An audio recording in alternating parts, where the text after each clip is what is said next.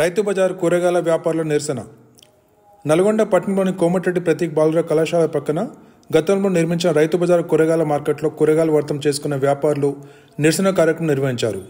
ఈ సందర్భంగా కూరగాయల వ్యాపారులు మాట్లాడుతూ తాము గత 2 సంవత్సరాలుగా రైతు బజార్ వద్ద కూరగాయల వ్యాపారం చేసుకుంటున్నామని, ఈ మధ్య కాలంలో అందులో సాంకేతిక శిక్షణ సంస్థలను నెలకొల్పారని, అందువల్ల తాము వ్యాపారం చేసుకోవడానికి స్థలం లేకపోవడం వల్ల తాము అనేక ఇబ్బందులు ఎదుర్కొంటున్నామని ఆవేదన వ్యక్తం చేశారు.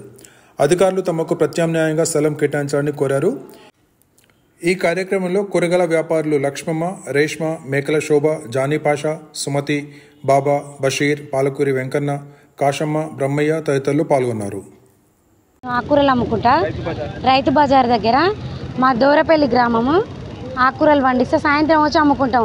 ఇక్కడికి 3 రోజుల నుంచి మమ్మల్ని అమ్ముకొని ఇస్తలేరు. సీఎం ఒకసారి తీయమన్నారు, తీసినాము, మళ్ళీ పెట్టుకోమన్నారు.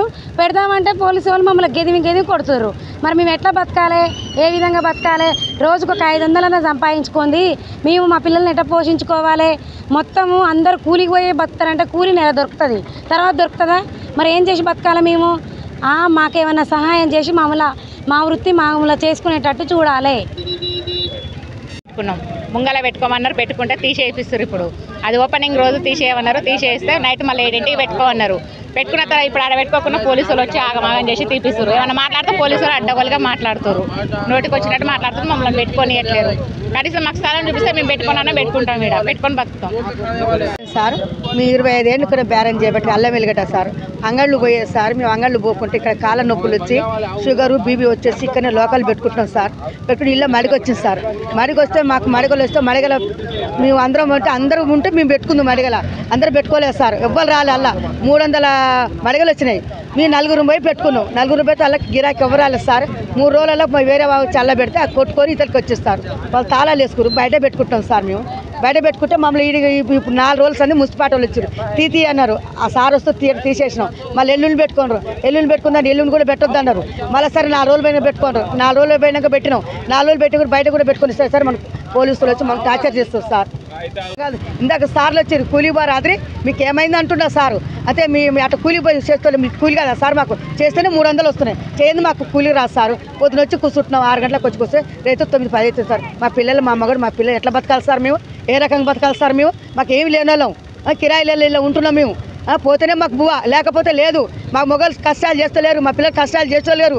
చదువులకేమాయే, మా పిల్లలకు కూలికేమాయే, తిప్పలకేమాయే, పుస్తకాలకేమాయే సార్. గవర్నమెంట్ స్కూల్లో ఇచ్చింది సార్. మా పరిస్థితి బాగాలేదు సార్. మీరు దయచేసి చెప్తున్నాం, మాకేమైనా ఇంత లడ్డాలు ఇస్తే మేము బతుకుతాం సార్. అదే మేము కొద్దిగా స్థలం చూపించి మీకు దయచేసి మేము పట్టుకుంటున్నాం. వందనాలు మీకు. మాకు దయచేసి అన్నీ ఇంత జాగ్రత్త చూస్తే మేము బతుకుతాం. మేము నేను పుట్టి పెరిగింది నల్గొండలా. నేను 10 సంవత్సరాల నుంచి కూరగాయల బేరం చేసుకుంటున్నా సార్. రైతు మార్కెట్ అని 2 సంవత్సరాల కింద పేరు నమోదు చేసాడు సార్. అలా మాకు 2 మడగలు వచ్చినాయి సార్. అట్లా దాని అపోజిట్గా మేము కొన్ని కూరగాయలు వేసుకొని కూర్చున్నాం సార్. కొన్ని పోయి పెద్దగా అయింది. పెద్దగా ఎట్లా అయిందో షాపు, మా అప్పులు కూడా అంతే పెద్దగా అయినాయి సార్. మాకు ఇప్పుడు సడన్గా సీఎం వస్తురని మాకు చెప్పలేదు సార్. ఒకేసారిగా ఒకరోజు ముందే మాకు బంద్ చేయన్నారు. 2 రోజులు అన్నారు సార్. 3 రోజుల దాకా బంద్ చేపించేది సార్. అయినా మా సరుకులు మేము పడేసుకున్నాం సార్. లేదన్నా 40,000 సరుకులు సార్ మేము పడేసుకున్నాము. సప్పు మేము కట్టుకోవాలి సార్. మేము మిమ్మల్ని కట్టమని అంటలేము. మా అప్పు మేము తెచ్చుకున్నాం. మా తప్పది. మీరు చెప్పలేకపోయినా కూడా మా తప్పది. రోడ్డు మీద బతుకుతున్నాం. రోడ్డు మీద కూడా బతకొద్దని అంటారు సార్. మాకు ఇప్పుడు మడగలు ఇయ్యని అంటారు. సరే మడగలు ఇవ్వకపోతే మా జాగా మాకు మీరు హద్దు ఎంత అంటారో ఆ హద్దులోనే పెట్టుకుంటాం సార్. సీఏ గారు 2 టౌన్ పోలీస్ స్టేషన్ వాళ్ళు కూడా దయచేసి మాకు కొద్దిగా మీరు హద్దు చెప్పి మీరు ఎంతవరకు పెట్టుకోమంటే అంతవరకే పెట్టుకుంటారు సార్. నేను కూరగాయలు మాత్రం మా పొట్టలు మాత్రం కొట్టకండి సార్. మా చిన్న పిల్లలు ఉన్నారు. నా వల్ల 3 పనులు బతుకుతారు సార్. వాళ్ళు మొగలు లేనోళ్ళు సార్. వాళ్ళు 3 బతుకుతారు సార్. నా వల్ల నేను బతికింది కాక నా వల్ల 3 బతికిస్తున్నాను సార్. నేను ఏమైనా ఉన్నదాన్ని కానీ సార్, లేకున్న దాన్ని అయినా కూడా నేను 3 బతికించుకుంటున్నా. నాకు తెలుసు కష్టం విలువ తెలుసు. నేను ఈ బేరంలో 10 సంవత్సరాల నుంచి చేస్తున్నా సార్. దయచేసి మీరు మీకు దండాలు పెడుతున్నా. దయచేసి మాకు కొద్దిగా అంత జాగా చూపెట్టి, మీరు ఎంత జాగా చూపెట్టారో ఆ జాగాని పెట్టుకుంటాం. కొద్దిగా అయినా కాదు మేము పెట్టుకుంటాం. దయచేయండి సార్ మీరు.